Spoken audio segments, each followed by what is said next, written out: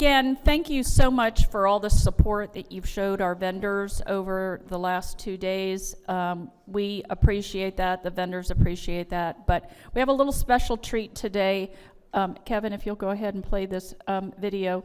Our friends from Cruise and Vacation Club have a special surprise for us, but we want to show a little video about what you can do with Cruise and Vacation Club. Desk, not Vacation Club. That you can do with them at your clubs, with your members, and taking them on special cruises and tour packages. So we'll watch this video and then I'll introduce Andrew.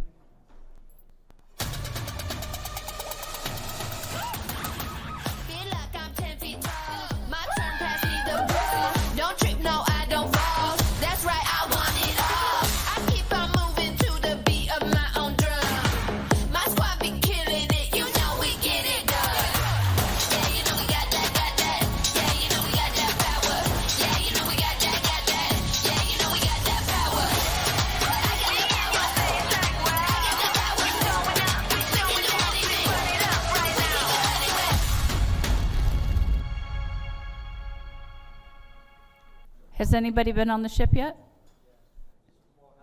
Not this one, okay, yes. Hold on just a second. Andrew from Cruise and Vacation Desk. Thank you very much, Beth. And thank you all for attending and for stopping by and chatting with us. We do have a wonderful program for you to offer to your members that really enhances the value of the club membership. And both Dean and Carol will be very, very happy to speak with you one-on-one and see how we can put it in place. There's absolutely no cost to the club, and it comes with a lot of vacation power, as you can see. So that is obviously not your grandparents' cruise ship. It is Icon of the Seas, the brand new ship that everyone's talking about. We are actually hosting a special ship tour for members of the Florida chapter on September the 14th. If you want to come down to the Port of Miami, we will do a 3 to 4 hour tour and have lunch on board, and you're more than welcome to do that. There's no cost to that. So if you haven't signed up with us, please, after this, go right ahead and do that. And now we will go ahead and pick the winner.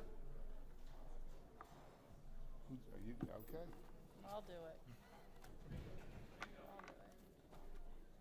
$100? 100? 200? Dan Myers. Why don't you tell them what they won? Yeah. So Dan has won a 3-night, 4-day Royal Caribbean vacation for 2 out of pretty much any port in Florida. You can pick it, and you know, we'll make it happen for you. So, yeah. Great. Awesome.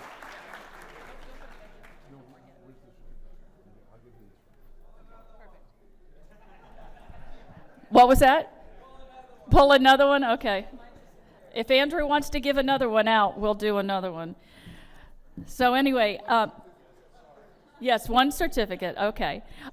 We're very pleased today to have Ryan McAndrew, Senior Manager, Assurance Services with RSM here today. His focus, his area of focus is real estate, and he's a Florida Gator, so it can't be bad. Yay, yay, yay.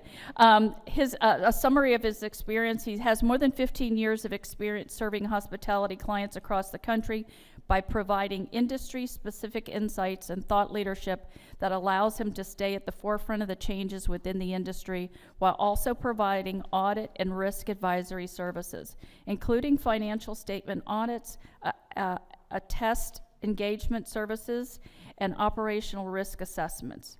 Ryan has worked with a variety of privately held clients in real estate industry, including private clubs, common interest real estate associations, CIRAs, and hospitality entities. Ryan was selected as a senior analyst in RSM's Cutting Edge Industry Eminence Program, which positions senior analysts to understand, forecast, and communicate economic, business, and technology trends shaping the industries that RSM serves. These senior analysts advise clients on conditions impacting middle market leaders. Ryan's focus is on hospitality sector and on the real estate industry. Thank you for being here, Ryan.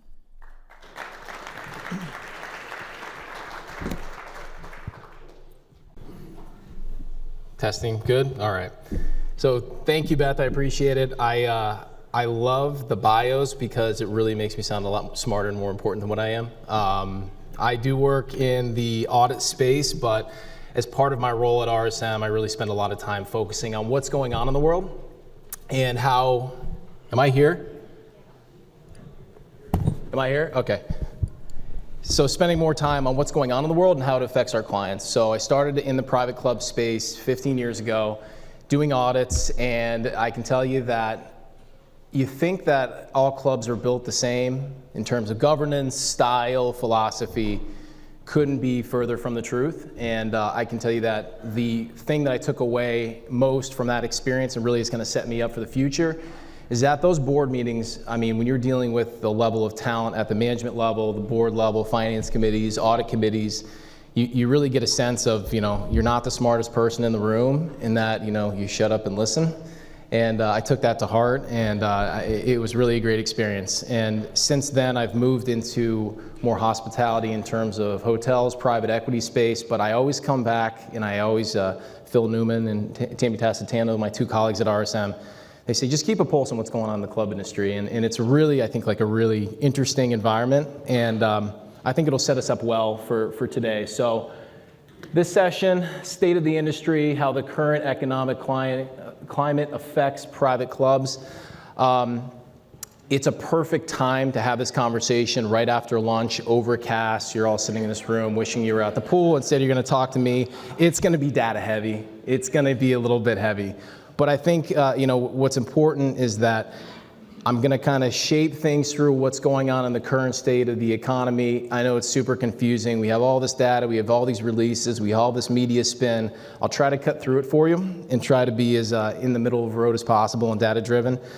And then we'll try to take that and focus on a couple of things that are really, I think, important to all of you as part of the budget process, focusing on capital projects, things like that. So here's the agenda, and sorry, I'm going to rubberneck a little bit.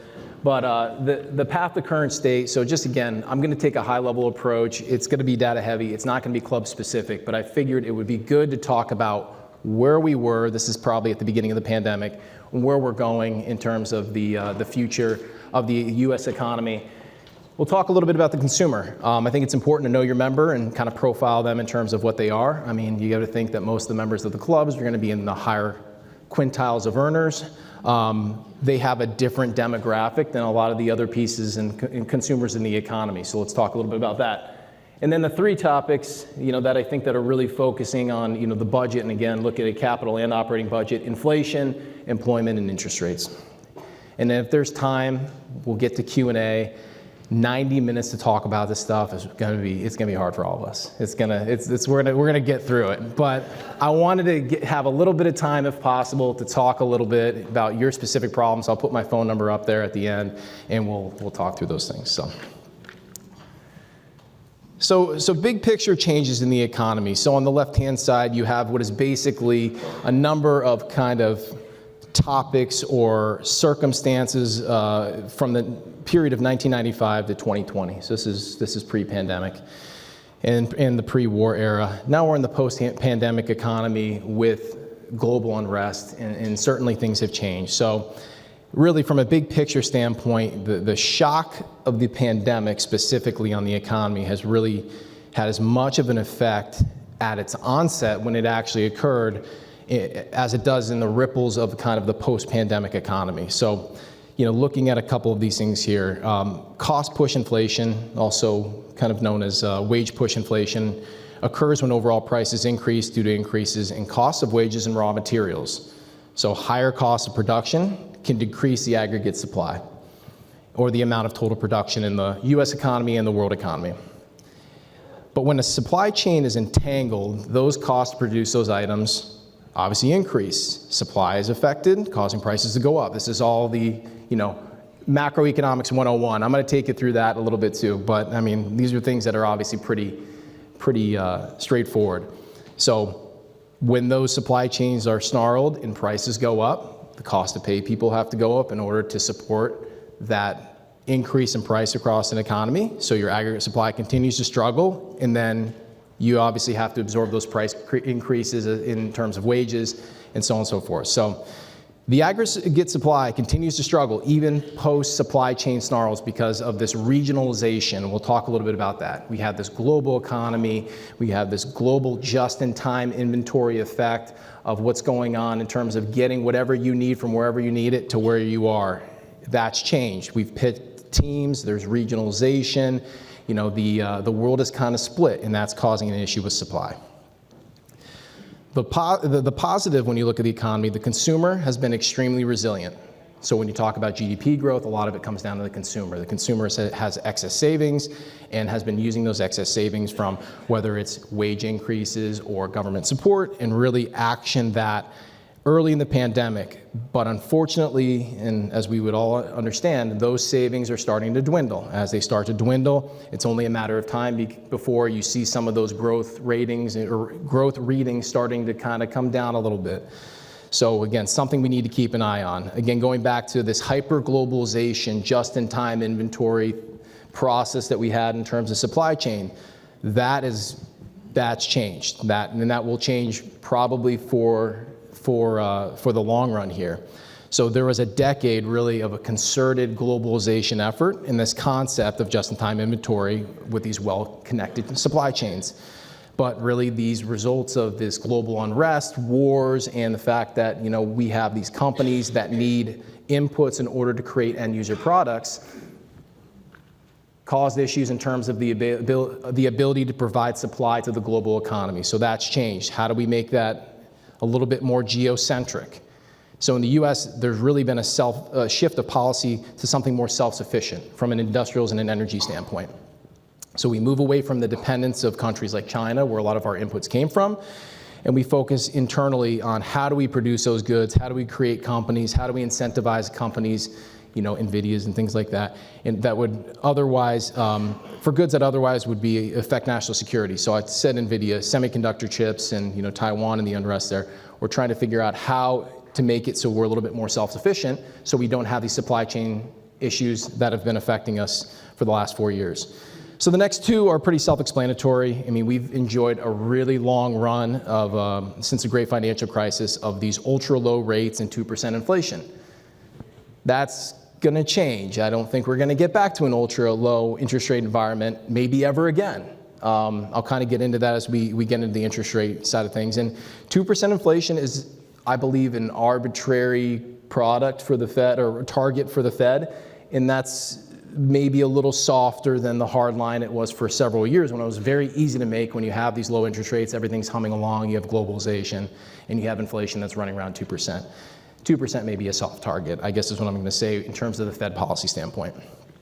And finally, you know, we've had the benefit of plentiful labor from a standpoint of geography, skill set matching, of individual and employer needs. And the fundamentals of labor have completely changed. And I know that you all experience it in terms of just hiring for any position you have at the club. And really there's been these noticeable gaps in the ability to match people to positions, to where you're located, where you need to be, where you live, how close you are to a country club or any sort of business.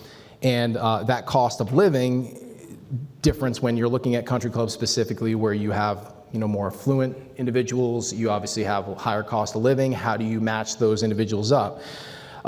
That's caused some issues with the labor market. So we're gonna talk a lot about jobs report, and you see it every report. Oh, we have 272,000 jobs in this latest jobs report. That's great. Well, then you dig down and then you think about, you look internally about, okay, well, I can't staff this one position, or I can't find an assistant controller. That's the one I always hear. I can't find an assistant controller. Okay, well, you know, there's not a lot of them out there, and especially at the price point you're looking. And so really understanding that the jobs report, and it's great to have a media pundit say, everything's humming along, we have great jobs report, plentiful job. How are you gonna match those individuals to your specific jobs at the club? We'll talk a little bit about that. All right, so a little bit of a history lesson here. So focusing on supply chains here, we're going from that hyper-globalization to regionalization. So as we transition, companies, consumers, we're all going to feel those pressures in terms of cost and pricing. And really simply put, this transition will lead to aggregate supply shortages, and not only in the end user goods, but as we talked a little bit about, those inputs that get you to the end user goods is just going to snag these supply chains, and it's going to make it a little more difficult to have this readily available goods that you need in order to run your business. So it's going to be an issue moving forward. But I think we just have to have an expectation all in. We should expect cost of goods to be higher for longer, and until there's some sort of methodology in order to get to a sufficient level of supply at the regional level, and really the acceptance of consumers to say, I'm accepting this price for what it is, and there's not a viable alternative that I'm willing to kind of buy into, it's going to continue to be an issue here. So on the other hand, talk about goods, let's talk about services. So the global economy is shifting away from goods and services, right? In the pandemic, when we were locked down, we had nothing to do, you just bought a bunch of stuff on Amazon, right? It's like, whatever. Anybody needs something, just get Amazon delivered, and that's just what we did. Technology, games, clothing, food, didn't matter. We were just gonna go to Amazon or some sort of delivery service and get what we need.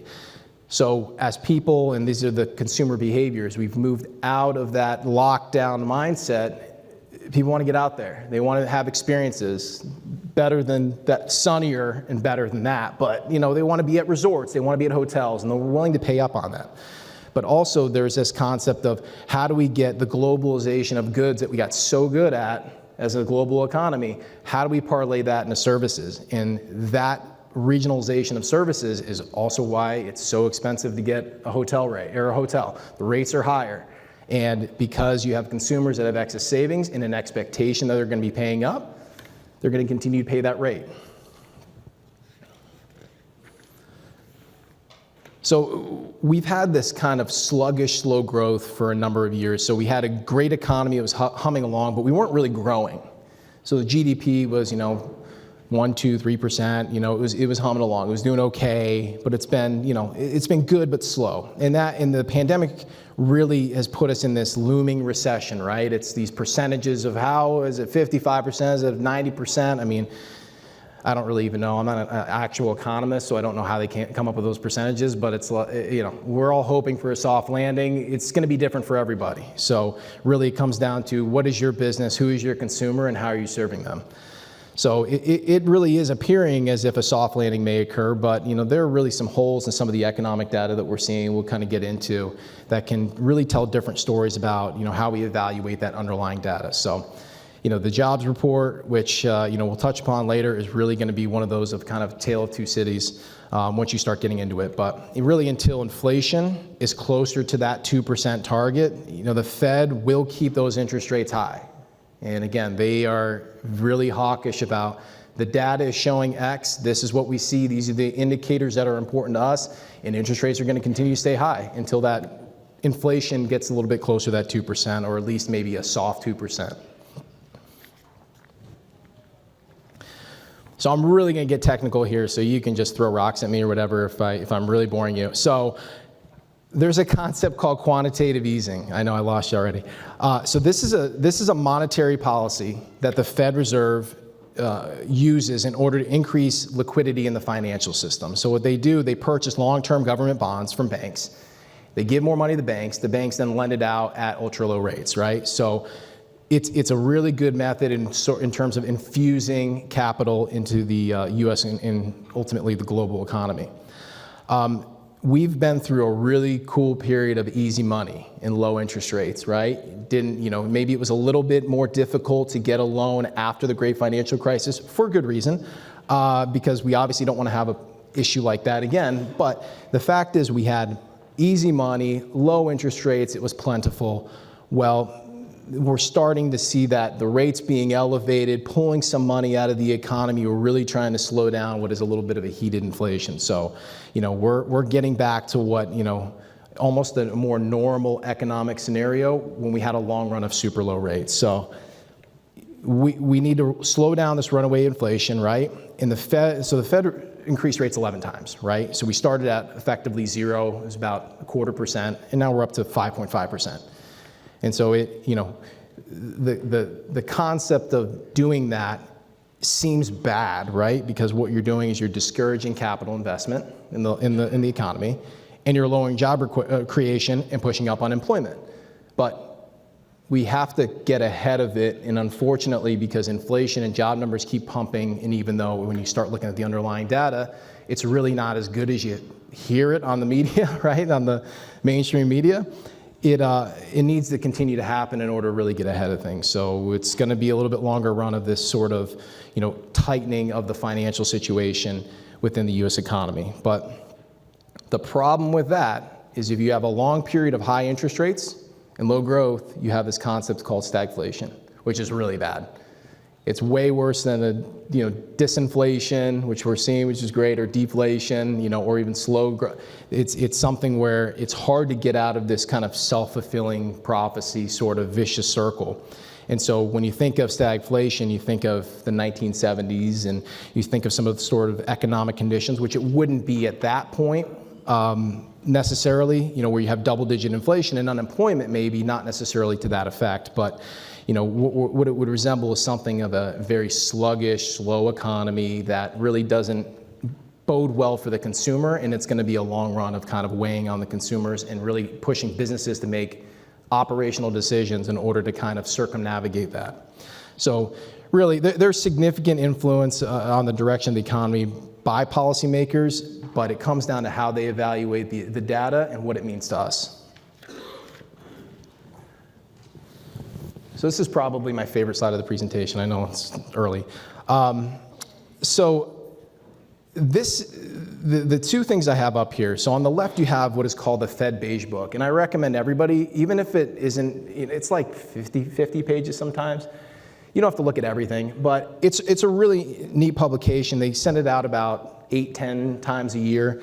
And what it is, it's a publication about the current economic conditions across each of the 12 Federal Reserve districts, and its purpose is to categorize the regional data for each of those regions based on mainly qualitative, anecdotal sort of information. So think of it as the soft data, right? These are businesses saying, it hurts to be in my business line because of X, right? So it's really just asking them in survey data, what's bothering you? What's affecting you? How's job growth? How's inflation? How's it affecting your business in your industry?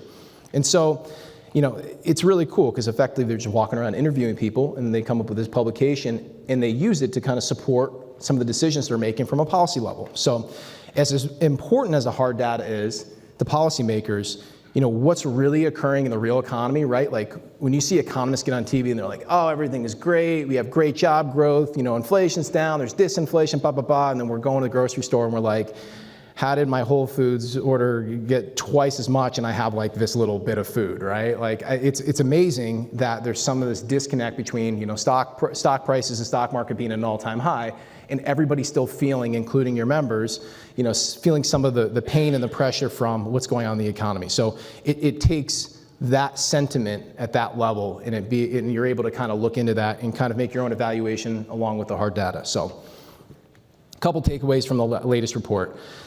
National economic activity continued to expand from early April to mid-May. However, conditions varied across industries and districts. Most districts reported slight or modest growth, while 2 noted no change in activity. Doesn't really give us that much, but okay. Overall outlooks grew somewhat more pessimistic amid reports of rising uncertainty and greater downside risks. That sounds a little bit more on point. Most districts reported negligible to modest job gains, and the remaining districts reported no changes in employment. A majority of districts noted better labor availability, though some shortages remained in select industries or areas. And I highlight this point because it's such an interesting juxtaposition to the growth in the jobs reports, right? Like, oh, we have all these jobs and we just keep creating jobs. And it's like, why can't I get somebody to hire for this position? And that's just, I think it's really interesting because once you get down into the real economy, you start seeing these cracks. So really, why is any of this soft survey data important? And the reality is that many economic events are shaped not by policy, but by the behaviors of people participating in the market. And so there's a great book, and I love this book. So it's written by Robert Shiller, who's a Nobel Prize winning economist, and what he does is he has a collection of stories, and he talks about, how do stories that go viral affect economic events? So they really have a disproportional effect on economic events. It's really amazing. He calls it narrative economics. And what's interesting about narrative economics is that almost to an event, it's a powerful indicator for short-term predictions in the economy, even more so than the hard data. So, for instance, the Great Depression. So the Great Depression, obviously a crisis, wasn't necessarily a crisis of policy decisions, but a crisis of the confidence of the market. So basically, people panicked and there was a run on the bank. And the narratives that surrounded those initial individuals making a run weakened the bank system, and they went viral in cities and neighborhoods, and it spread like wildfire through the nation. And the spin machine media couldn't get ahead of it or slow it down, or the policymakers couldn't slow it down, the government couldn't slow it down, and it resulted into a depression. So again, ultimately, the policy decisions might have gotten to that breaking point, but you didn't have that Great Depression occur until there was the panic of the people. And there's plenty of stories in there that talk about those things, and I think it's really interesting to think about at your clubs. And I know that the rumor mill, runs, right? And maybe it's a small group of people, but if some of those narratives start spreading like wildfire, even if you're doing all the right things and you're town halling it and you're doing all of the things that you can to communicate with your membership, sometimes those narratives are stronger than anything you can do. And so that's really important to kind of think through that. And it's major event after major event in the economy has shown that the narratives are usually the strongest push to one thing or the other. So, really, because, it's happening today, obviously to a much lesser degree. So you got to think of inflation. So inflation is created really because a business owner, any business owner, thinks or hears that it's tougher to hire at a frontline position within their company or a club. That influences the decision to increase the pay of the new hires at that position. Then that decision creates lesser margin to its owner or shareholders. And then to combat the diminished margin, the owner raises prices to the consumers. The consumer pays more for the same, or same for less, right, the shrinkflation, and that creates inflation. So again, it just takes one decision effectively, or a series of collective decisions in one direction to influence something like inflation, and that's really what we're seeing. So every economic event in history, there is a viral narrative that attached itself to it that really kind of was a catalyst for, what happened next. So talking a little bit more about the economy, we'll just get into some high-level data, and we'll kind of give you kind of an update of the current state of the economy. And so these predictions are from our economist team. So we have a group of economists. Joe Brusuelas is our chief economist with the firm. He's on TV. He's pretty visible, and he talks a lot about how we as a firm look at economic events and how we're helping the middle market. So on the focus of growth, the Fed has reached what it calls its terminal rate or its neutral rate, and so that is the interest rate that it wants to get to end a cycle of rate hikes or cuts. So where it is kind of where it's comfortable right now. I mean, I don't think the environment is really there in order to increase rates additionally. Not saying it won't happen, but I think we're basically where we need to be in order to start cutting down. So it really is effectively the longer term target rate in which prices are stable and full employment is achieved. So that's that stable rate. So that rate stands at about 5.25% to 5.5%. And our team predicts about 2 rate cuts in 24, with the first starting with the September meeting. So that's where we are. Again, it's just one opinion, but I think we have data to kind of support that makes the most sense. So we're a little bit more bullish on the recession probability. So we're down about 15%, and really we feel like there's a lot more indicators that are available for a soft landing versus the other way around. The consensus is around 50%, 55%, and that's in the shorter to the longer run. So I think that we're a little bit more bullish that the economy is going to bounce back. There's going to be a soft landing. We're not going to have any sort of crash or major recession. And on the front of job creation, great. Wage increases are strong, and that's great for the consumer. Unfortunately, it holds the rate and holds the Fed accountable to defer any rate hikes until that's cooled down, that's a little bit under control. And like I said, the consumer is leading the charge. Any sort of growth in GDP is really focused on the investment in private and government private businesses and government investments in infrastructure and industrials, energy and technology, that private investment, the consumer, spending, excess savings, holding up the economy, but for how long? In terms of employment, unemployment is hovering around 4%. It actually reached 4% for the first time in a while, so it's notable, but it's not really pushing the needle all that much in terms of policy decision. The job market is overall strong, but really that market participation in unbalanced job gains, which we'll get into, which are part-time jobs versus full-time jobs, and the ability to kind of service your personal needs with one job, that's really kind of something that's focused on by the Fed and in the underlying data when you're thinking about jobs that are created. Good news, prime age employment is right around all-time highs, and unemployed workers are finding replacement positions quickly. So in the broader economy, it's a good thing. Localized, a little bit more difficult. And then the wages continue to keep ticking along at an elevated clip year over year. So again, wage growth is outpacing inflation. It's a good thing. So, but inflation, we've seen steady disinflation for the last 2 years. And really the premiums of the Treasury yields is about 50 basis points of Fed tightening. So we're getting there, and we're seeing the disinflation. There's some acceleration in some areas that we get to focus on. But ultimately, inflation moving in the right direction.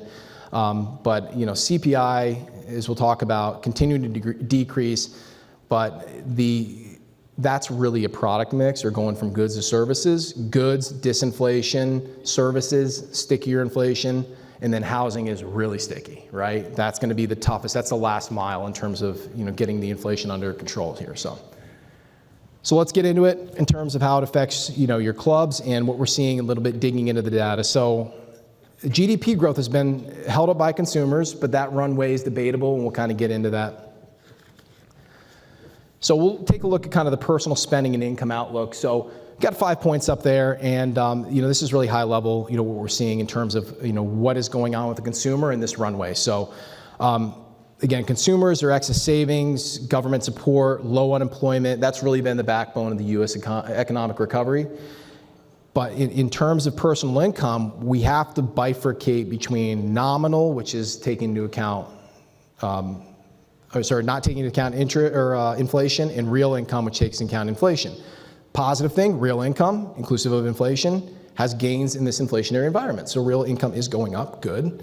And it's outpacing, like I said, outpacing inflation, but how long is that going to last before you have something happen where we start getting some wear and tear on the consumer? It hasn't happened yet. Great news for the economy, but the consumer's starting to wear down a little bit. So that's that excess savings, right? We accrued a lot of excess savings as an economy through the beginning of the pandemic. It's probably going to be gone the next couple months, 6 months, give or take, maybe more. I don't know. We have to look at. It depends on what you're looking at, but that's really going to be difficult. And most of the majority of the savings are going to be held by the highest earners in the country, the upper quintile of earners, whereas some of the lower earners or lower quintiles of earners in the country are struggling to keep up. So it is a kind of a tale of two economies, and we'll kind of look at that as well. We call it the wealth effect.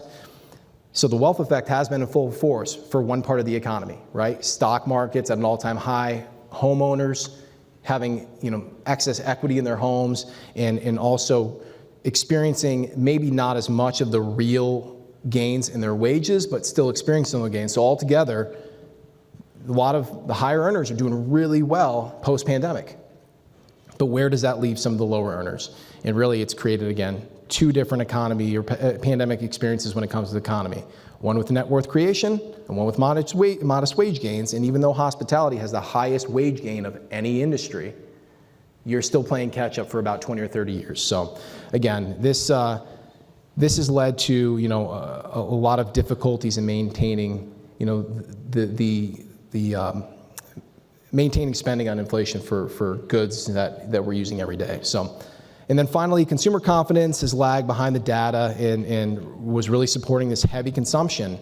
And the confidence is positive in the short and long run, good news, but when those savings dwindle, where are we at that point? So now you guys get into the pictures, which is gonna blow your mind, right?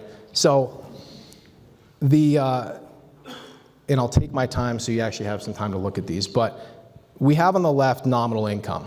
And this is nominal income in terms of, what is happening in terms of income across the economy. And then you have real income, which again takes into account inflation. So you can see nominal income is like rocket ship, right? It's just we are earning more. Well, a lot of it is wage gains, a lot of it is earned, a lot of it needed to happen, a lot of it is inflation. But where are we at with real income? You see a level of stability there after you have a spike, and that spike on the right is really the effect of government support, right? We have real income, goes into savings, we're spending it, but you start to see this flattening, a little uptick and a little bit of flattening. We are still outpacing inflation in terms of real income, good news. So what's happening? You basically, during the pandemic, we were stuck inside, we had lockdowns, didn't have access to the outside world, and we spent an overwhelming amount of money on goods, and now we're moving into services. So this shift into services, into experiences, really has shifted those inflationary pressures away from goods and into services. And we'll kind of look at those numbers as we get a little bit deeper in the presentation. But what's, I think, amazing is that the US consumer is a powerhouse. Like, we just spend, like, it's amazing. And it just hasn't stopped. And I don't think that momentum will stop, because those that want to have those experiences, those that want to get out there, completely understand it. We had a couple of years that were a little rough. They're going to spend, and we see it with our Disney clients and everything, where you have this concentration of people coming and spending up for those experiences, and really no increases have really slowed that down, which has been really interesting. So this is a graph talking about the excess savings and the savings by quartile. So on the left, you can kind of look at the differences in terms of savings based on the metric that you're using in order to measure that, which is all over the place a little bit. And then on the right, you're talking about the savings by quartile of earners, which is pretty self-evident that as you're a higher earner, you're going to have some higher savings because maybe you've outpaced the cost of living in terms of what you earn. Even though you're spending, you are saving. So these graphs are, are kind of, I guess, what we would anticipate happening. When I look at these, I kind of have three mindsets. The good is that there's still enough in the personal coffers to support our spending limits for the next 6 months, right? That's good. The bad is that there's likely only enough personal coffers to support our spending limits for the next 6 months, right? And then the ugly, which is really the left-hand side, whatever we use, the data and the processes to capture that data are all over the place. So it could be 6 months, or 3 months, or 9 months, or 12 months, or 1 month. I don't know. And I don't think anybody really knows. It just comes down to what's the strength of the consumer and what are the real wage gains and what's happening with inflation. There's too many factors to really be considerate of. But ultimately, there's going to be an inflection point. And when savings effectively run out, what happens to growth and how does the Fed react to that? So another way to look at it, household balance sheets. So this is a household, and you're looking at not only your debt to service ratio, which is your axis on the left-hand side, you're also looking to your debt to income ratio, which is the right-hand side. So there's been turbulence, quite a bit of turbulence the last couple of years, but ultimately household balance sheets have held up really well. And I think you can see that. There's no major fluctuations that have historically been lower than what we'd expect or higher than we expect. So again, the left axis is the household debt service ratio, and it's continued to improve, and that's in light of increases in interest rates and credit usage. So positive. Right-hand axis focuses on household debt to income ratio, which has hovered around 100% since the great financial crisis. But it hasn't elevated significantly like we would expect in this sort of environment. So we have rising rates, we have credit usage, we have inflation, and I think that is really indicative of the strength of our economy. So again, good for consumers. And so I think when we're looking at this part of the presentation, we've covered a lot on these slides, and really the intention was to provide a pretty well-rounded review of the economy. So, those that don't take a look at those reports or follow that, again, we really kind of dug into it and really want to profile the U.S. consumer, maybe the consumer that's at, one of your clubs or a member of one of your clubs. But I think the private club industry is really fundamentally strong. You have a target customer. He or she is very wealthy for the most part, which is great. The business model and the talent at the board level and the management level to respond to these challenges is really good, and I've noticed that. It's just a concentration of talent, in this room and in your boardrooms and in those conversations that you have about the strategy of your respective clubs. It's fantastic. And so let's kind of move from, we've profiled the consumer, let's talk about those three major topics that I know you're talking about as part of both the operating and the capital budget process. So, you say inflation is improving. It is, but everything costs more, and it does, right? That's the reality of what we live in. That's the new normal.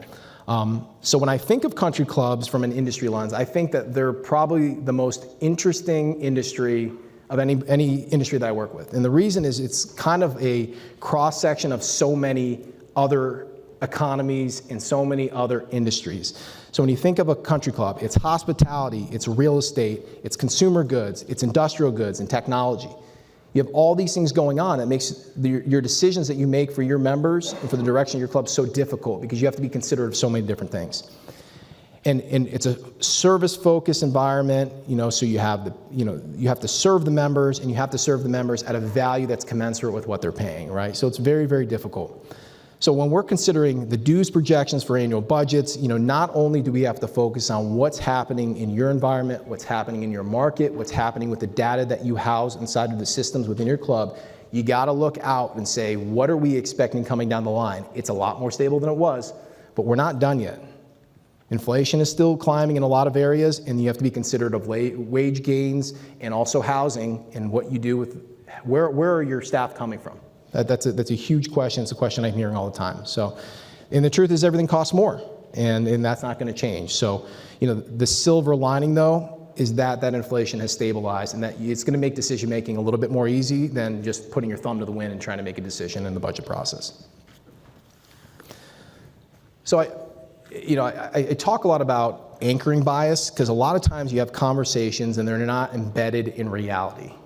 Okay, you have conversations where people have very strong opinions about things that they really don't know about, or they're not really considerate of all the factors that are going into it. So I like this graph because it highlights anchoring bias in terms of conversations that you have, especially when you're thinking about what comes next.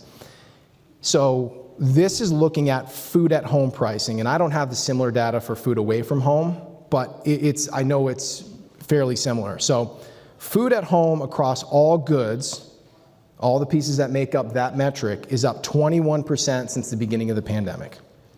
But it's only up about 1% year over year. So it's not to say that we aren't all affected by it, whether you're going to the grocery store, whether you're talking to suppliers and food purveyors or otherwise. But the reality is that disinflation has been happening. We're getting to a level of stability, and that should be the focus on the present and the future, not so much the past, right? What's in the past is done. You may have to play catch up, but focus on moving forward. This is where we are.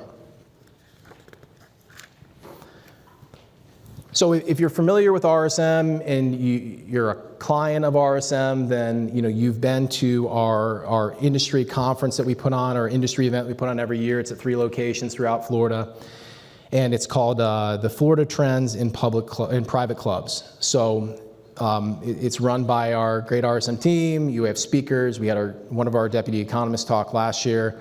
It's a great event.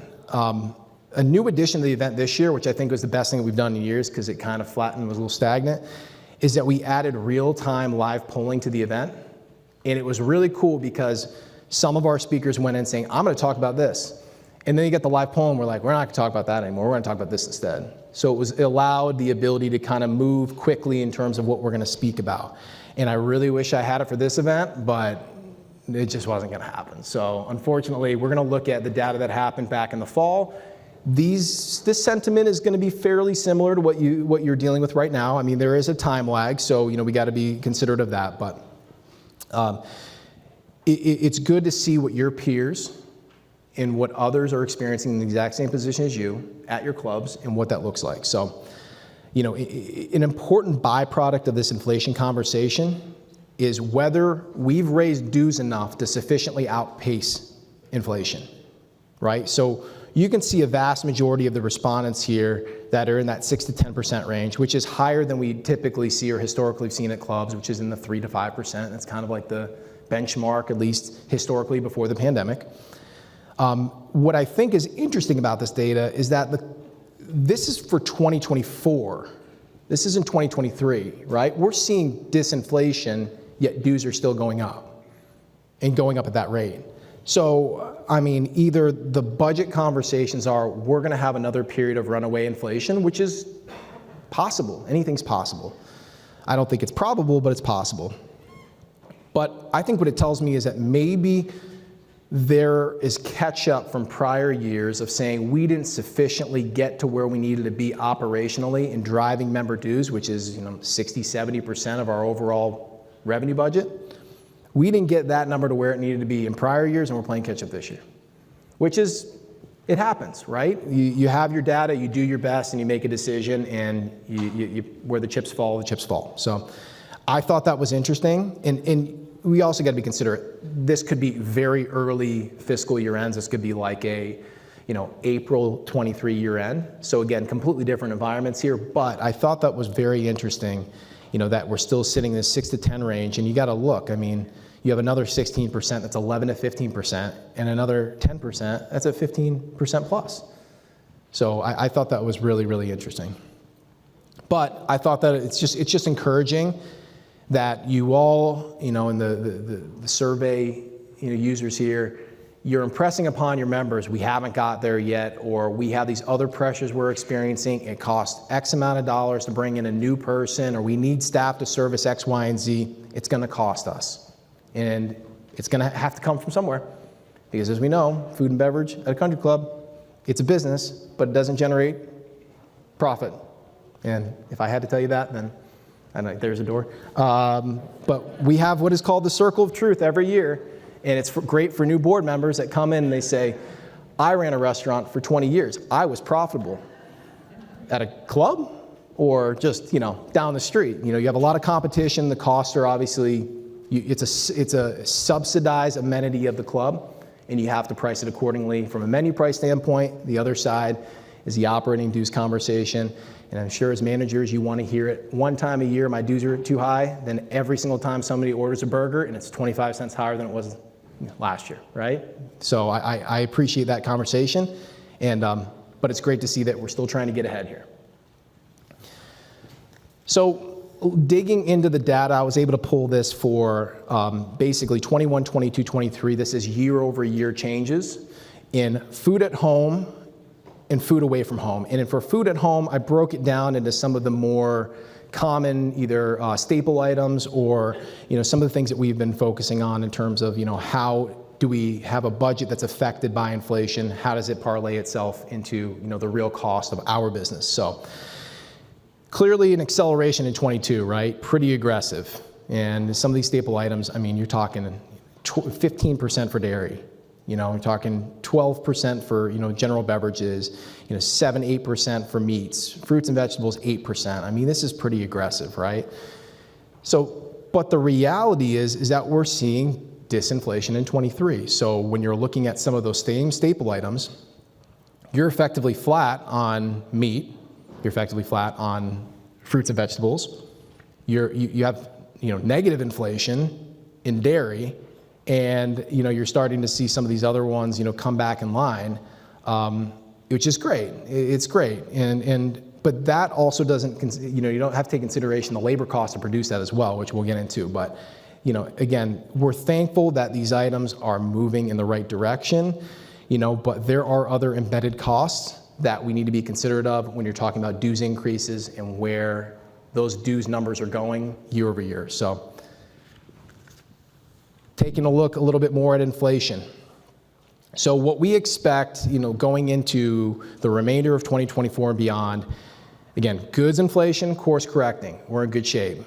You're gonna see this actually has negative inflation, but services is running hot. And unfortunately that's a Fed problem, it's not our problem, but we have to be considerate of that.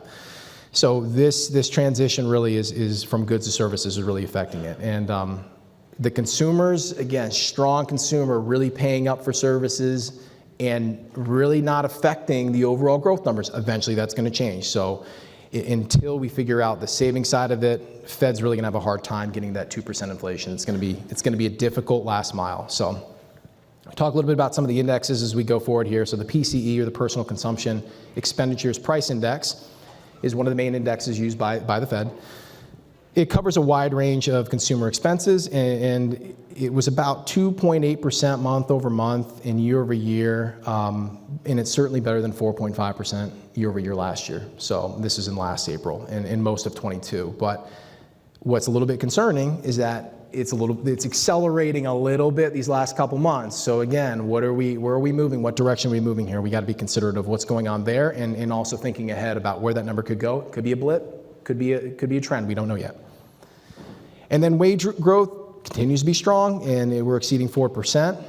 And so the ECI uses basically a fixed basket of labor. The way they calculate the index is they just say, pure cost change labor, let's get rid of all the effects of workers changing positions and those types of things, and we just get to how much is labor increasing in terms of pure price. It's 4%. So again, it's accelerating a little bit. It's adding cost to end user products, and really has stymied this overall disinflation of our economy. So got to not look at the good, not only the goods, but also the wage increases as well.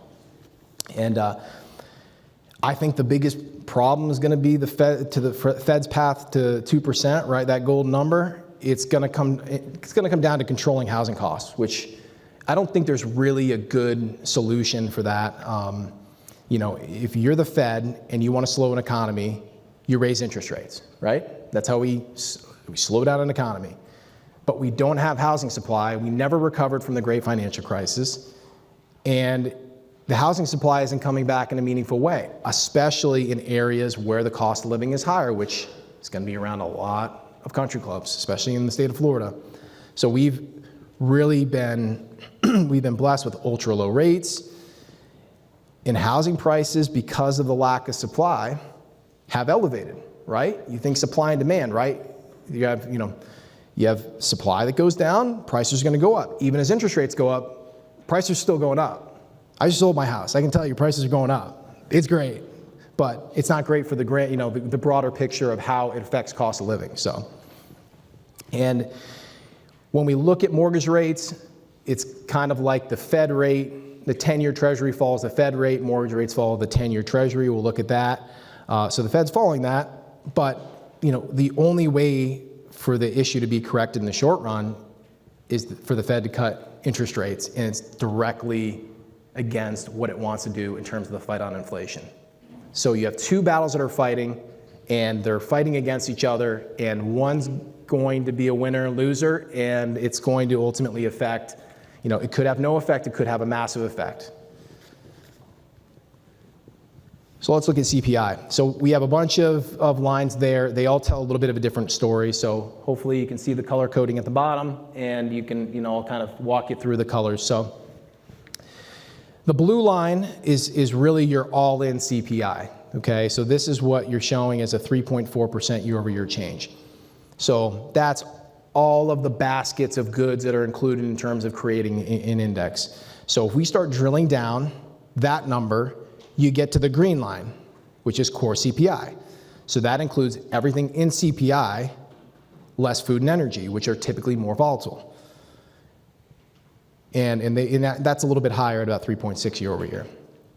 You can take that line and split it into the green line and the yellow line.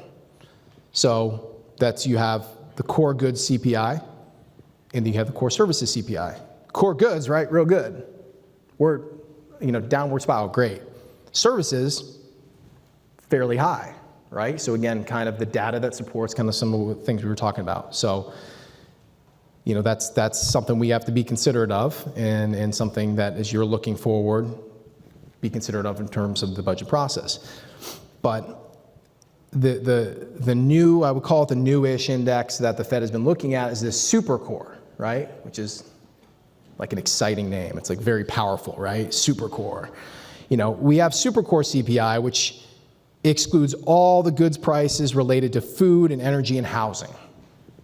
And Chairman Powell had a speech in 22 and said that might be the most important category for understanding the future evolution of core inflation, which is a great thing for the Fed to say, but we are all worried in our businesses and personal lives about housing costs, right? So that's pretty important. Energy costs affect everything as well. So it's kind of like the real economy versus the Federal Reserve ideation of the economy. It's very different, but again, it's another measure that when you're thinking about, I'm making decisions about what I think the Fed is going to do in terms of interest rates or otherwise, this is what they're thinking. So it's important to at least understand, you know, the player at the poker table and what you think they're going to do next. So let's talk about housing. Housing is elevated, it's sticky, it's tough. It's decelerating, but there's blips up and down on the radar. So it's right around 5%, and this is both the owner's equivalent rate and the rent of primary residence. So both the measures are showing about 5% up. And that's the limited supply of housing, you know, and really this hyper migration to certain areas of the country, whether it's the state of Florida, you know, heavy migration in the state of Florida, or to the suburbs, or to areas where, you know, in terms of sometimes safety, you know, we want to move to this area because it's safer or the schools are better. There's this concentration of people going to certain areas, and it's causing housing to be super sticky. So again, this is 5%, but when you look at the regional markets and the local markets, you're going to see housing probably even more expensive and more kind of out of line of the costs across the country, especially in the state of Florida. So again, it's great that the Fed has a plan. It's great that they have options. It's great that they have leverage to pull, but housing is going to be tough. That's going to be the last mile. Okay, so again, rapid disinflation since 2022, and the last mile is going to be difficult. We're taking a 20,000 foot here of inflation before the pandemic, during and post-pandemic, and it's clear we're operating in a better space than 2021 through the end of 23, but at elevated rates compared to target inflation at 2%, right? There's still an issue there.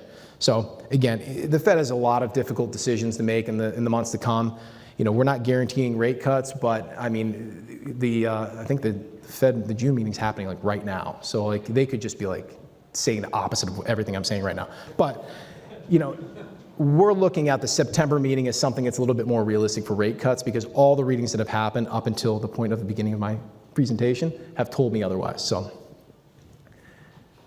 I'm going to have 3 of these slides. Feel free to take a picture of this. I know you're taking pictures throughout. This is really what I think that in terms of the individuals in this room, what I try to boil it down is what we've talked about, what are the risks, and for you, what are the considerations? Like this is an oversimplification of everything I've talked about. So we've worked through the data, we worked through the decision making and of the policymakers, and it's what comes down to when you're making decisions, what are you doing and how are you evaluating those risks in the market? So, you know, rent levels are sticky and higher in most areas with robust real estate values, and that really talks a lot about our clubs and the areas around our clubs, right? So that's certainly a risk. And the goods that are used to make a lot of the things in the kitchen, you know, are among the largest price movers overall, right? Disinflation now, but overall, you know, 20% plus on some of that, you know, some of those staple items since the beginning of the pandemic. And unfortunately, that's a disproportionate amount of our menu items include a lot of those things. So there's an aggregation there, and it's something that has to be considerate. You know, energy prices, the last time I had this presentation, it was like conversations about OPEC and stymieing supply, and it was a lot more dire. Energy prices they're good in terms of, you know, the broader scale of energy prices. The price at the gas pump is still super elevated compared to, you know, the pandemic, beginning of the pandemic, but, you know, ultimately it slowed down. You had some disinflation, but now we're seeing some ticking back up. Is it just a blip on the radar? Is it not? We've only had about 2 months of data showing acceleration. It's something we need to be thinking of. And you see these supply chain shocks moving away from globalization. And as a result, some goods and products will be limited. Things that you used to know, I'm going to have this, I don't have to worry about it. I know what the price is going to be. Either that price point is not going to be where it is or was, or it's not even going to be available at all. So, you know, some things to consider there. But, you know, ultimately, it's going to result, this deglobalization is going to result in a less efficient, more expensive supply chain for everyone. I mean, that's just a reality. It's going to be different. It's not going to be better in terms of pricing and cost. So looking at the considerations here, depending on where you live, the area your club's located, the wages or benefit packages, may need to be larger than the market to stay competitive. And I'll kind of dig into that a little bit here in a second. But, you also have to think about how do we attract talent, right? The dollar is not going to necessarily drive that conversation, and we have some soft data to support that. There are other methods in terms of culture and amenities for your employees that might actually be more important than compensation. It's not the biggest reason all the time, but it could be a significant factor on if I'm going to work here versus here for $1 more, am I going to have a better experience working at Club A versus Club B? And again, dues are going up, double digits on average, so operations are certainly, growing in terms of the income statement, the revenues and expenses, but that wasn't considered in prior years. But I think everybody's up to speed now, right? Whether you're paying for it now or you paid it for it before and you're carrying it forward, it's happening. It's happening. We're all aware of it. And when you're looking at not only the F&B departments, we think of golf course maintenance, right? It's another department where there's a lot of cost, a lot of expense, not only on the wages side, but on the product side. Fertilizers, chemicals, pesticides, maintenance equipment, all way up. And then in aggregation from the beginning of the pandemic, it's softened up a little bit and a little bit of disinflation there.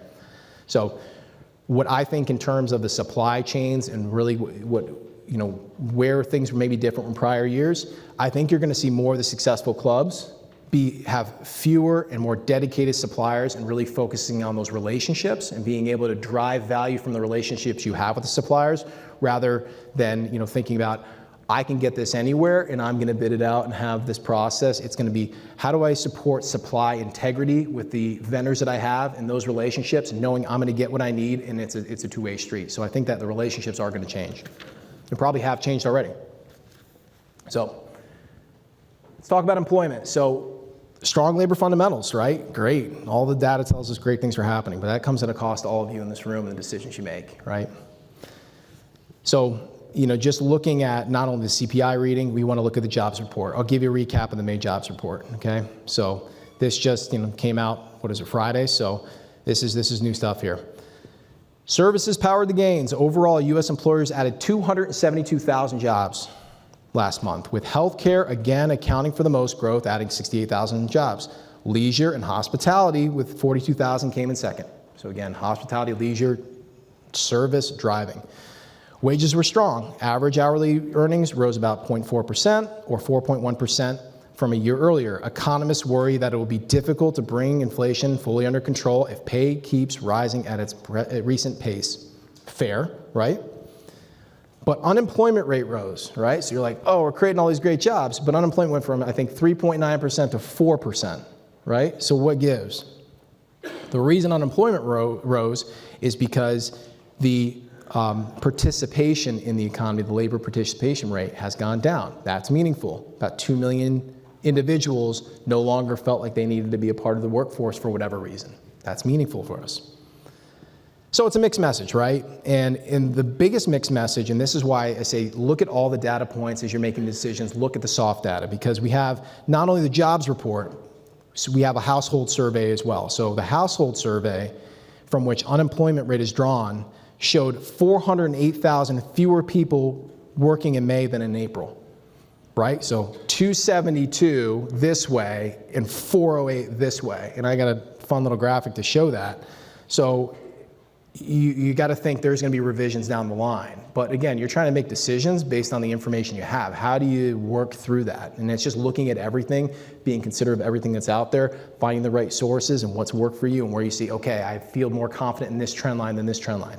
It's difficult and nearly impossible. So again, this report is not what the Fed wanted because it's showing job growth bad for for the rate cuts, but maybe there are some holes in there that if the Fed's a little bit more considerate, they can poke through. So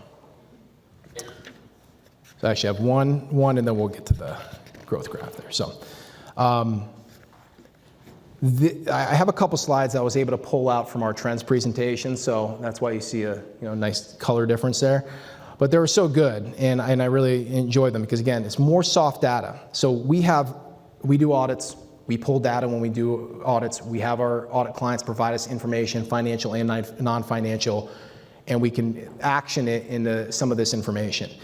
It says December 22. I wish it was 23. At the time the data was produced, we didn't have the 23 data completely finished. So what you're looking at is something that is in the past, but I think is meaningful. So early, when we're looking, early indications are, you're going to need to stay in that 6 to 10% range in terms of increases in operating budget in order to really stay competitive in the market. Right? So, I mean, you're thinking that 6 and 10%, I mean, it continues to be the heavy hitter along with 11, 15%, and some even have 15% in terms of payroll and related, which are the benefit package, insurance, things like that, increases from the prior year. I think the numbers are better this year, but again, I think the sentiment is the same. And on the right, we break it out by the size of the club, because sometimes like, well, I have an economy of scale. I have this big of a club, or I'm a very small club and it affects me more.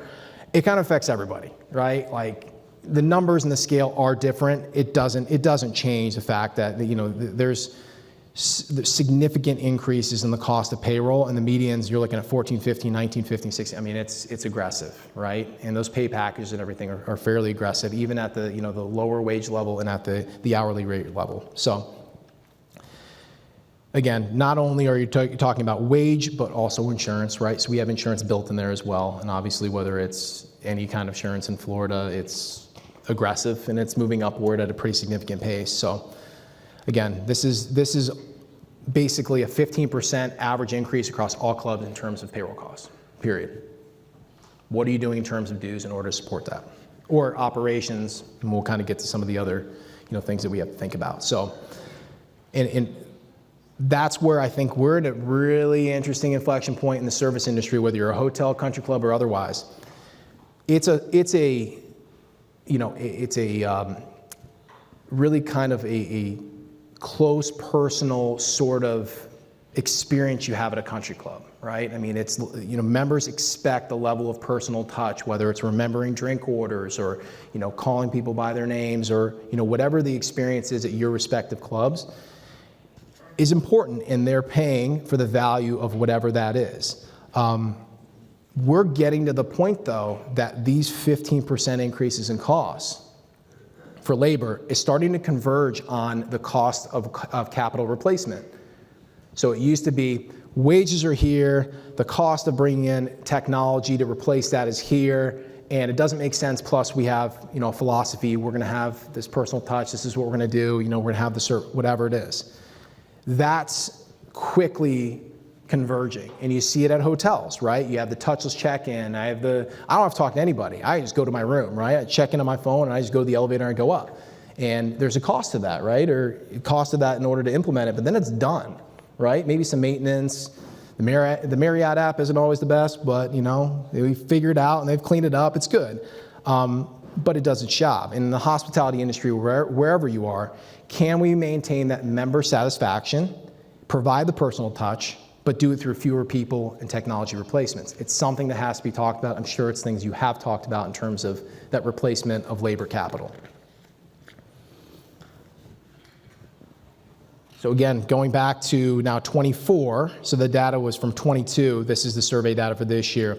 Where are you looking to have your fiscal year end 24? Labor costs versus 23. A little bit better, 6 to 10%, a little bit under control, but you still have a significant amount that's going to be in that 11 to 15% range. So 85%, 6 to 15%, 92%, over 6%. So fairly significant. We always think of menu prices as a stopgap, potentially for inflationary costs, but again, you have wage increases. You're fighting a battle on multiple fronts, and it's significant in terms of the cost of your clubs. So the human capital side of it, what is the most important factor to staff recruitment or retention at your club? 67%, 2/3 say compensation and benefits. That's fair. I mean, that's an important thing. I mean, I'm not doing this for free for RSM. We all have to get paid. We all have to be compensated fairly, right? So we all think about that. But there's other values out there, whether it's your personal value, the non-financial decisions that we make, everybody in this room and also the staff make in order to work at Club A versus Club B. Some of those other things, flexible schedule, supportive culture, right? Yep. Oh, thank you. Oh, I skipped it? Thank you. Appreciate it. So yeah, this slide I was talking about for the last 5 minutes. Love technology. This is exactly what I'm talking about. So let's dig deeper into these responses again. 2/3 of clubs said compensation most important. The other third, other reasons, right? So let's look at a market. Let's just say in a market, and I live in Naples, right? Super concentrated club market. If I have 30 clubs in that market, let's just say, 20 of those clubs are focusing solely on paying the most for the individual that's going to sit in a chair, right? I think of things in game theory, right? So I'm gaming this out in my head, right? So eventually the hourly rate is going to reach a certain level that's going to ultimately be the terminal rate of compensation for that position, whatever it is, right? Let's look at F&B staff. You're paying somebody X amount of dollars an hour. You can play the game the one up, but eventually it's going to get to the point where you can't raise it any higher because you're not getting the value out of that individual at that rate, or members are unwilling to pay dues to support that rate, right? So if all the clubs are eventually paying the same, what happens at that point? Once you get to the end game, it all comes down, at least in my experience talking with a lot of club managers and boards, it comes down to the X factor, the intangible, right? It comes down to what are we doing for our employees outside of paying them? How are we helping them grow? How are we showing them that we care? How are we showing them we understand you have things in your life that are going on and we need a schedule that fits your needs, right? We value you as an employee. Here's what we need to do. And certainly we do the same thing at RSM. I mean, we're in a market, it's a different market, but it's the same sort of conversations. What are we doing to help that individual grow?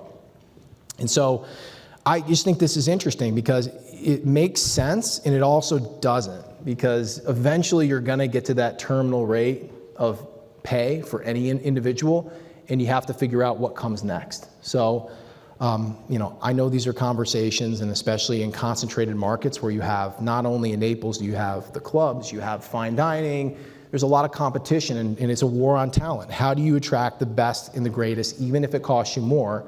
What are you doing otherwise in order to support those individuals? So again, technology, and what I found interesting about this is 60% of respondents said administration in terms of which aspect of club life do you think is most impacted by technology in the next 5 years. And it's an old way of thinking. It does make sense, right? We are so data driven, and I was having a conversation before this event where for so long we've had this data, or we would think about managers, 20 years ago, that's just like knows their club, they feel the club, they see what's going on. If you have you know that you can stretch covers during this time period, or you know that you can get more rounds in the course, or whatever it is. We didn't have to have data, we just felt it, we knew it, we were there every day, all day. You guys know your role, you know your club. But now we have data, we have a ton of it. And for a while, we just had these new systems that captured all the data, but then nobody did anything with it. It was unstructured, it was hard, nobody knew what to do with it, you didn't have professionals that were able to deal with that. Now you have people that have skill sets that are able to use that data. We have people that you can hire, services that can dashboard your data and give you a better idea of your club than you've ever had before. So from an administration standpoint, I get it. You have accounting technologies, you have CRM systems, you have reservation systems, you have all sorts of different technology solutions to support your administration, which is your budget process and otherwise. And the other 40% though, 41%, could be focused on like monitoring technologies, right? So I'm thinking like food and beverage, like, I don't know, I guess chef tech might fall more in the administrative, but it might be, what are we doing in terms of creating a better member experience? Maybe it's geofencing specifically for food and beverage function or something. A lot of times those are integrated into an app or otherwise.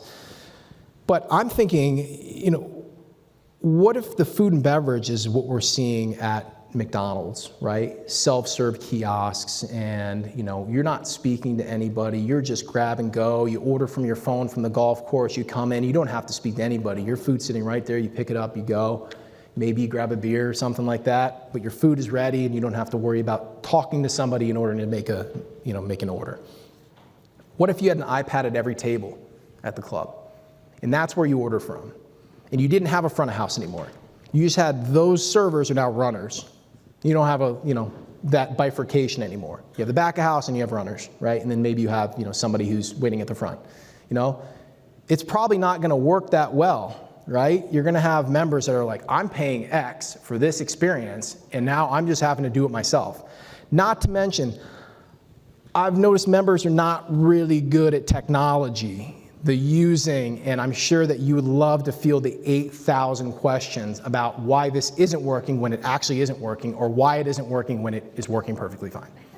So again, I get it, but what if you're able to change the philosophy around your food and beverage function, maybe because we're going from golf clothes and suits in the dining room to now we're going thinking about jeans. I've seen jeans a lot more. What if we're getting away from formal dining? What if we're thinking we're gonna be more fast casual? What's the cost of that? If we've changed the philosophy of our club, how can we implement technology not only to help us meet that goal, but also help us in terms of the cost structure for that? Maybe it does turn into a profit center. I've seen it happen. It's difficult, and it takes the right membership, it takes the right messaging, it takes the right manager, it takes the right board, it takes the right finance committee. But maybe that's what that 35% represents. Maybe it's, we are changing the philosophy of the way that we run the club, and technology can help. So again, I think these are interesting, and certainly, again, feel free to take pictures of it, take it back, and speak to your boards about it.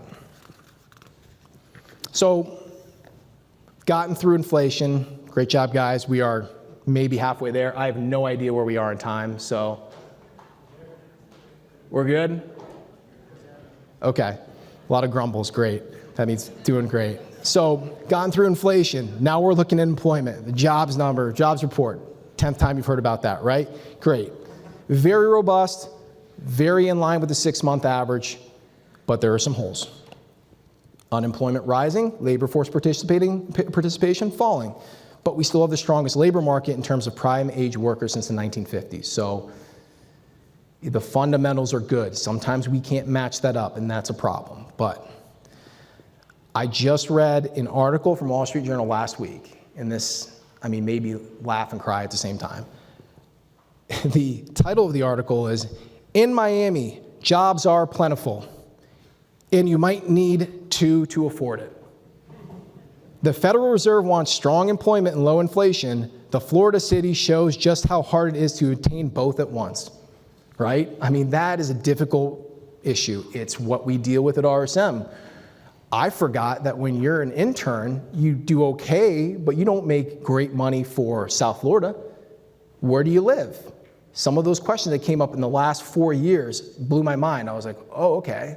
I grew up in Naples, I interned in Naples, I lived with my parents, I didn't have to think about it. Now it's something that every single intern coming out, every single new hire, they get paid well, but it's really difficult to live in those areas, and the cost of living just sucks the paycheck right out of their hands, right?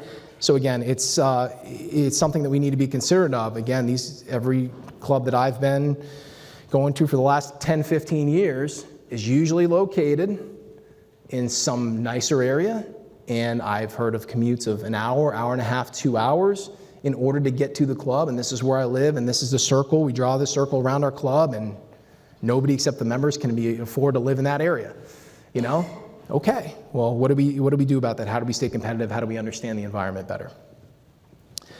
So this is a cross-section of the jobs report. Again, 272,000 jobs. It was funny, as I was making the presentation, it was an expected 175,000 jobs. And then I turn on Friday and jobs report, and I was like, okay, my messaging has completely changed. I thought we were decelerating. Never mind, we're gonna go this other direction. So, but the data is showing, we're generating jobs in the service industry, and you can see it by the robust hiring of services and the stagnation on the right, and you can see the stagnation of hiring for the production line industries. So again, I think that the one thing that the payroll report doesn't capture is the fact that over the past year, this is just a numbers game, right?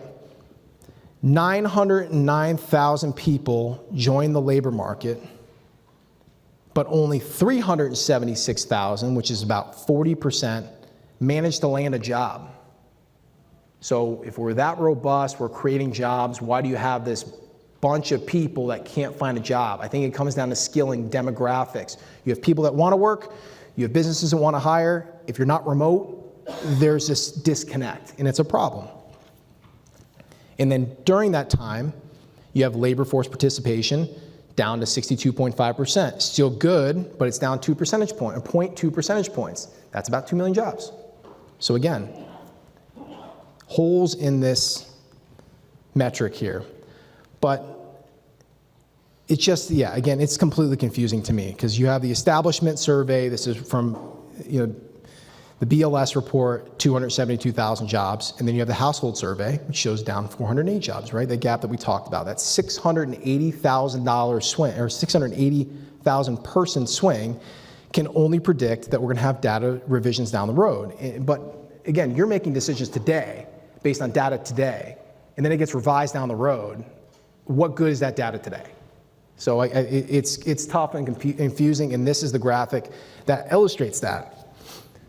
So the orange line you have is this uneven distribution of jobs. So not only the difference between the jobs created and some of the other data that's showing otherwise.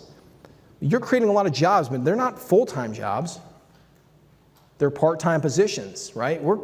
Are we a gig economy through and through now? I mean, it's concerning, right? So we can talk about the Fed is making decisions based on job growth. Those jobs are only being created not only, most are created part-time jobs. We're looking for full-time people, right? For the most part, sometimes you're willing to work, but it might take 3 people to fill a position now. Is that really what we want? Is that the best for the club, the members, your decision making? So again, really, really concerning, and this skills demographics gap for full-time positions that aren't remote positions continues to widen, and it continues to be a problem. So, good.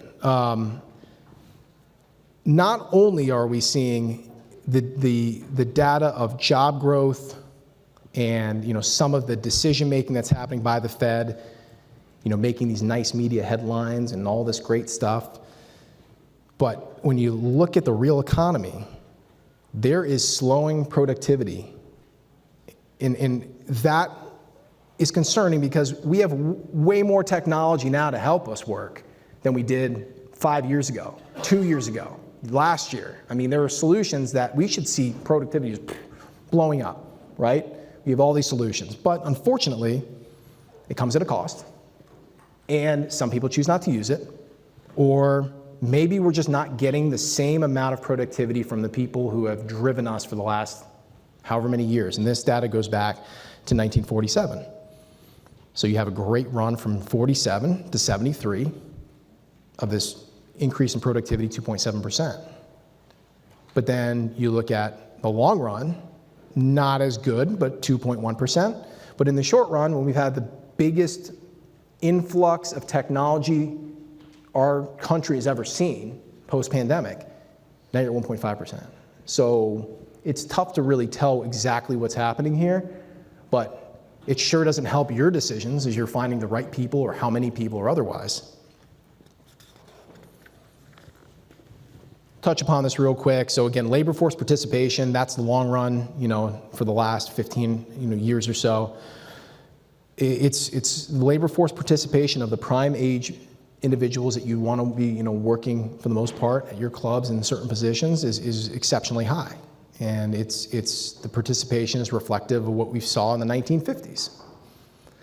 But, when we're saying persons in the labor force, I just want to make sure that we understand.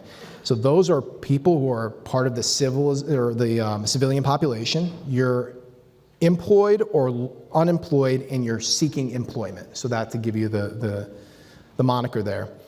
So if you think of the US, the working age population, number of individuals is about 268 million people.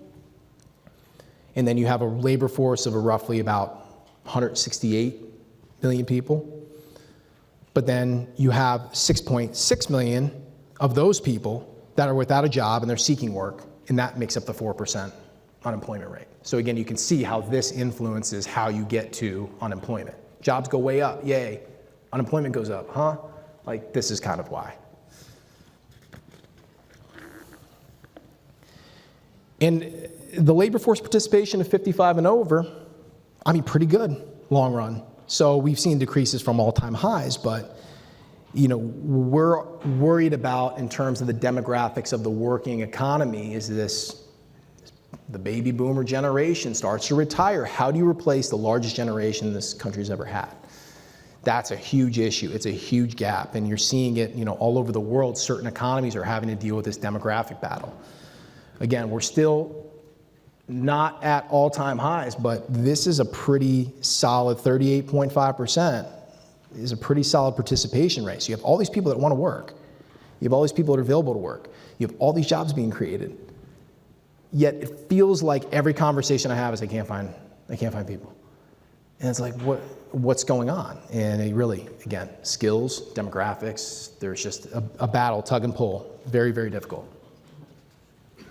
Okay, so same as the inflation conversation, look at risk and considerations here. So, we have a historically tight labor market. It's good, it's growing, but there is limitations on available talent, right? And whatever that position is, specifically unavailable talent. So that talent pool is asking for top dollar. Sometimes they're asking for more than you've ever offered that position in terms of the pay, the benefits, everything you can think of in terms of that profile. If you're used to paying X amount of dollars an hour and this is the profile of the job, now you're having to pay up, and you're also having to be very flexible with that. And that's very difficult in terms of how you manage your club and also how you pay for that. So nominal and real wages in hospitality is the largest mover of any sector. I think it's 40% or something like that. It's up over since the beginning of the pandemic. I mean, wage growth in hospitality has been unbelievable. It's been unbelievable. I think a lot of that is catching up, and thinking the hotel space, housekeeping, some of those jobs, getting those numbers to where they probably should have been, but it happened within 2 years, right? So it's like, wow, huge shock in our operations. How do we deal with that? And you can think the same of some of the other positions you have at your clubs. So labor demographics are unfavorable as baby boomers retire, and as we talked about, and what we need to consider. So flexibility, upskilling, advancement, other benefits are differentiators for your club, as we discussed. And also investment in the H-2B workforce is got to be in play. And I know that a lot of individuals in this room have used H-2B employees, but the downside is the ancillary costs have gone way up. So it's a little difficult. So we have, in combination of inflation, you have your dues that are covering a larger percentage of those wages. How do we combat that from, a standpoint of, what is it that we're going to be messaging the members in order to get them on board? Hey, we got to pay people more. It's going to cost you more, is what it is. But the uptick in available labor in that younger bracket, which we really didn't touch upon, which is that 18 to 24 bracket, investment in internships, things like that, and also their ability and their skill set, which is different than this generation, that we've been talking about, could be, a real boon if you're able to get them action into your clubs. So, yeah, 4 minutes. Okay. There's a lot, but great. Higher for longer. Okay. So, what does higher for longer mean? I'll give you the cliff notes of this, okay? Okay, so higher for longer is basically, we had rates that were held probably too low for too long. The first 200 basis points of rate increases got us to a neutral rate. So I think I'll just this is a dot plot. This is what the Fed uses in terms of mapping out where interest rates are going to be going, or where they anticipate them going in the future here. We're looking at, a certain rate, you're looking at a median rate here of about 5.4% for 23, and then when you look at 24, you're looking at about the 4.6% range, just in terms of directional. The next meeting where they have the dot plot, March of 24, that Fed dot plot moves, about 75 basis points, right? Now you're getting closer to 4%. you can see that everything that we're predicting, everything moving forward is impactful. So this will kind of give you the high level, and then you can make any inference you want from there. Use your imagination. So when we're thinking about interest rates, where we're going, what the next steps are, you have to understand that there were a lot of rate increases, but unfortunately, we're never, I'm going to say never, the chances of us getting to an ultra low rate environment again is very, very low. The first 200 basis points, which is the easiest way to describe this, is that real rates are about 2.5%. Look, if you just look at the title, and there's an average of about 2.26% since 2013. That gap is really the gap of the neutral rate of where we need to be in terms of interest rates. So that 200 basis point, the first, whatever it was, 4 rate increases, didn't even touch inflation at all. They basically just got you back to par. Everything thereafter is generating some sort of momentum to push inflation down, okay? So anything you hear in the media, you talk about where the rates are going, whatever, you're not going to get back to the 0 to 0.25% range. Just don't even include it in your budget. It's not going to happen.